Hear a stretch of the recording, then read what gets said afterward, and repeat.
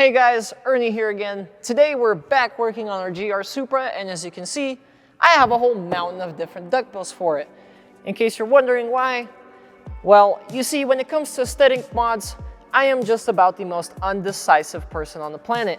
I spend literal hours looking at pictures of aesthetic mods for cars to eventually reach a decision, just to change my mind again about 5 minutes later.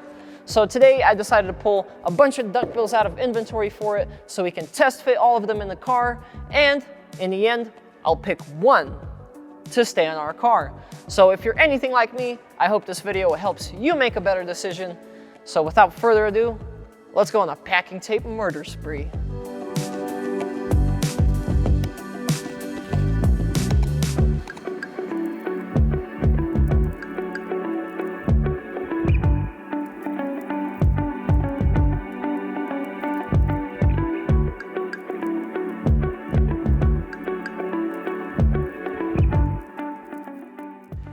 Phew!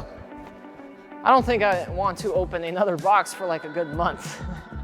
Something to note before we begin is that today we have quite a few TRD styled contenders. What I mean by that is that TRD has a wing for the Supra and it looks a whole lot like this guy we have right here. This will be the OLM carbon weave in gloss. Then we have a OLM forged carbon, also gloss. We have a Rexpeed carbon weave, gloss, and a Rexpeed forged carbon that's matte. So main reason that I got the Rexpeed gloss carbon is that I'm interested to see how this compares to the OLM one. So I think we'll start with all the TRD styled ones and then we'll go from there. So at this point you may be wondering, well, why don't you just get a genuine TRD duckbill? a little funny thing about that. It costs $3,000. $3,000, that's right. I'm sorry, but there's just no way anybody here could justify spending that much for a little 2-pound carbon fiber duckbill. It just does not make sense.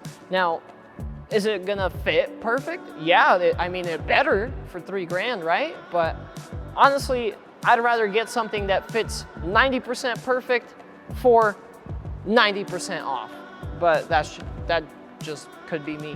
Now, something that you will quickly learn while watching this is that none of these add-on type accessories ever really fit perfect, whether they be carbon fiber or ABS plastic or side skirts or splitters or duckbills, it doesn't matter. Now, also keep in mind that just because a certain style doesn't fit perfect for me, doesn't mean that it won't fit perfect for you, because even if they come off the assembly line right next to each other, they will still have some minor differences between themselves.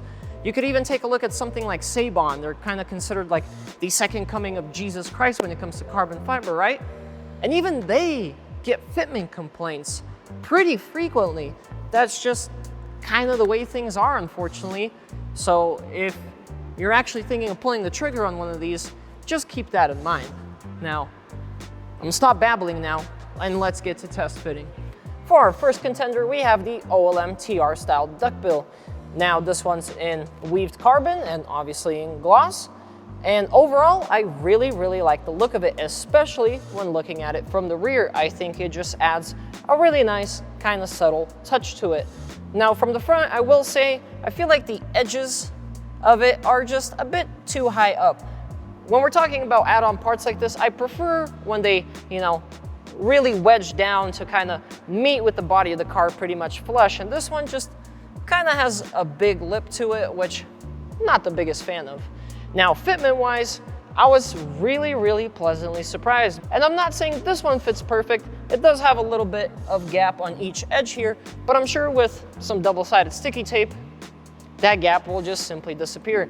But even if it remains, it's really fairly minor. So overall, fitment wise, I'm super impressed. Looks wise, I love it. I'm pretty sure this will be a top contender already. Our next contestant is again the OLM TR style duckbill. This one, however, in forged carbon instead of a weave. Now, forged carbon is one of those things that I feel like people either hate or people love. Me personally, I love the look of forged carbon. What is gonna kill this one for me, however, is the fact that we already have carbon fiber accents on the doors and they're in a weave, and I'm a big believer of if you go either with weave or forged, the next carbon fiber part you get should be kept consistent. So that's what's gonna kill it for me looks wise, but overall, this one seems to have quite a bit of a smaller lip on it. And also I noticed there's not nearly as much gap at the front. Basically, I'd actually say the gap is non-existent at the front. What does concern me, however, is that there's a pretty sizable gap on either end of it. Next up, we have the Rexpeed dry carbon duckbill spoiler. Now, like I've mentioned, this is pretty much the same exact style as the OLM ones. Something I have noticed on this one is that the lip seems to be quite a bit shorter, which in my opinion makes it blend better. But fitment wise, I'm starting to notice a bit of a trend going on here. Every single one that I've tested so far, which I briefly test fitted all of them before I started filming, every single one of them seems to have a little bit of gapping on either side where the trunk starts sloping down to meet with the fender. Probably gonna see that everywhere across the board, but like I said, nothing that shouldn't go away as soon as you actually put some double-sided sticky tape on this and actually stick it to the car. Now let's check out the forged carbon matte. All right, now we have the matte forged carbon Rexpeed duckbill on here. I'm gonna say for a lot of people, this is probably immediately going to be a no, because I feel like over the years, carbon fiber and gloss have become synonymous with each other. If people think carbon fiber, they immediately think of, you know, the glossy weave pattern. Now this is just complete anarchy. It is matte and it is forged carbon. Now personally, I'm not gonna lie, I enjoy it. I specifically wanted to put this one in the video because some people do like carbon fiber matte, so, you know, we try to be inclusive here at Rally Sport Direct. Now fitment note wise, this one seems to do the best with the gap on the rear, but there is quite a sizable gap on the driver's side on the front corner. Also, probably fixable once you actually stick it to it. Just really interesting that it seems to fit really well all around, except that front corner right there. All right, now we have the OLM RD style on here. Carbon weave and also gloss.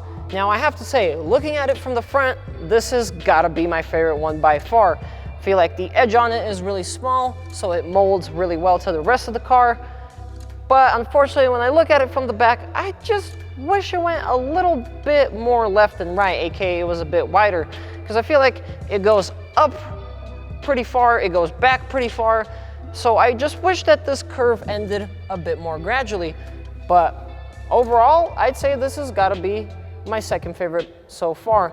Now fitment wise, this one has to fit the best so far from what I've tested. There's just a little bit of an edge on the driver's side, but nothing really noticeable. Also, the edge seems to be relatively short, so it molds really nice. The gap on the driver's side may be just because I don't have it all the way centered. Now, when it comes to centering this, it is going to be harder than the TRD styled ones, as since it doesn't go that wide left and right, you can't really use the end of the trunk as a reference just from eye. You'll more than likely have to bust out a tape measure to make sure that you have this one centered. Let's move on to the next one. Next up, we have the OLM A91 style spoiler. Now this one starts out fairly low profile and then starts rising as you get closer to the center. Another thing that sets it apart is this one actually doesn't hang off at all on the back edge of the trunk like the others do. Fitment wise, also seems pretty spot on, a little bit of a gap on the driver's side. And this one you will also more than likely have to use a tape measure for to reference whether you're centered or not. And last but not least, we have the Maxton design gurney flap. Now this one is going to be made of ABS plastic. It has one not so subtle and one pretty subtle logo, but they're just gel stickers and you could peel them off if you wanted to. Now this being ABS plastic, I mean, it has a glossy finish. You could leave it as is. I don't think it looks bad. Or you could paint match it, which I think would honestly look really cool. Now this one comes with double-sided sticky tape already adhered to the back of it, which I think is a nice touch because I think some people may be a bit too intimidated and may not really know the ideal spot to put the double-sided sticky tape onto the spoiler. Now, overall fitment-wise, fits fairly well, but as with all of them, does have quite a bit of gappage on the ends, but this being ABS plastic, it's extremely flexible, so with barely any pressure, you can get all those gaps gone. All right, so after about 30 minutes of taking them on and off, back and forth. I've settled on the OLM RD style. Now, one simple main reason, it's just looks. I love the look of this thing from this angle that I'm standing at right now, by far to any other one that we've put on this thing today. From the back, I think the TRD style spoilers may look a little bit better, but you know what? This one in the end took the cake for me.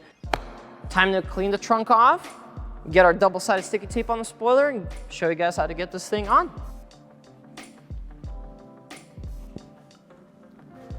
Okay, so after test fitting with the top lip tape trimmed, I noticed the gaps were still there, so I simply peeled it all off, took another piece and stuck it right below the other piece on the bottom lip. I also ended up trimming a little bit off of the edges here, as I noticed that was also kind of lifting it a bit. Then I test fitted this, and I think it's probably about as good as we're gonna get. So now, only thing that's left to do is go put it back on again, measure, and mark where it will be centered. Then we'll come back, make a little cut right here so we can peel our tape from either direction and stick it on. All right, so basically how I'm measuring is I just have a tape measure, sticking the end of it in the gap for the trunk, and then measuring it to the beginning of the spoiler. Now this one seems to be 5 1/16-ish or 5 1/8. Let's see what the other side says. And seems that right here we're also at about 5 1/16 or 5 1/8. So that should be good. Now what I'm gonna do is just put a little bit of Scotch tape on either end of it. That way, when a little bit of our tape is peeled, we know where to shoot for.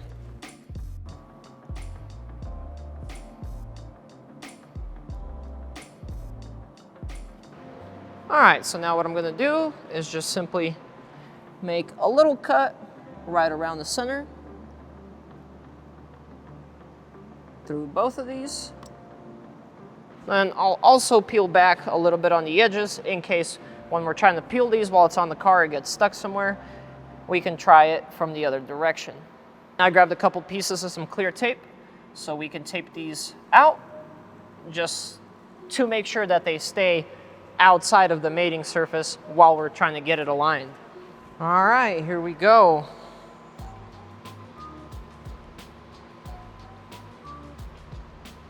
Try and aim for dead center.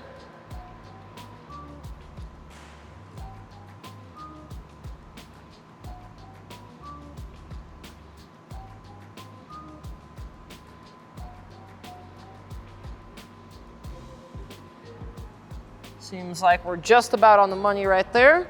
Now keep holding pressure on it, and as you're holding pressure, go ahead and start peeling your tape out.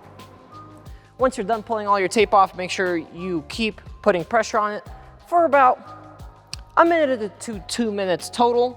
That will just give the tape the best chance to really adhere on there. And if you're all said and done, give it a nice little tug test. Because if it doesn't pass the tug test, then it's not gonna stay on when you're, driving on something like the freeway, and it'd be a real shame to lose, a sub $350 wing for no reason. But looks like ours passed. Now all that's left to do is, well, admire it. Gaps wise, we are pretty much all the way flush.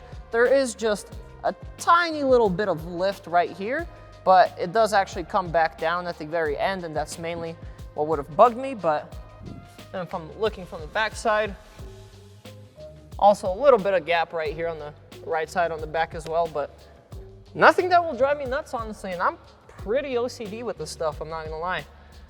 But overall, super happy with it. And we're done. I'm absolutely loving the way this is looking on here. I feel like it's not too subtle and it's not too over the top either. I feel like it is just enough. So what have we learned? Well, firstly, these types of auto body accessories never seem to fit perfect. So make sure to exercise lots of caution and lots of patience while you're trying to make them fit the way you want them to. Always test fit in between every single minor adjustment. Make sure you get it center, and make sure your tape is in optimal places, just like I've talked you through it. And if you do feel a bit intimidated by it, just remember there's always the option of taking it to a body shop. Pay them a few $100s and they will make sure that this thing fits absolutely perfect. Big shout out to you auto body people. You guys really do work some magic back there. And yeah, that's about it for today, guys. If you enjoyed today's video, make sure to subscribe and leave a like. And in case you want to pick one of these duckbills up, I'll leave links in the description down below. Hope you guys are having a great day. I'll see you in the next one.